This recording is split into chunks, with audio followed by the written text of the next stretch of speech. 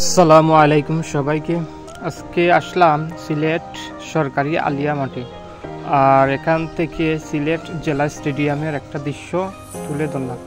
যদিও সরাসরি জেলা স্টেডিয়ামের ড্রোন ক্যামেরা দিয়ে দৃশ্য তুলতে পারিনি, তাই আলিয়া মাঠ থেকে একটা দৃশ্য নিলাম।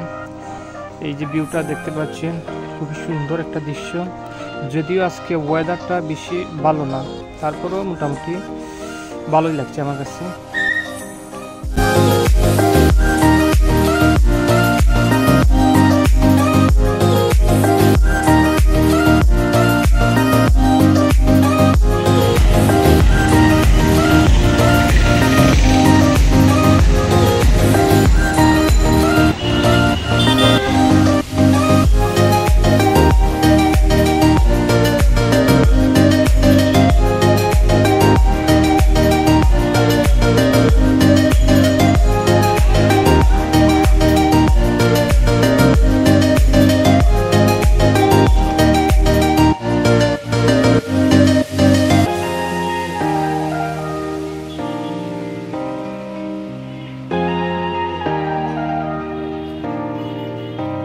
স্টেডিয়ামের পাশেই কিছু ফলমূল ও সবজির দোকান রয়েছে।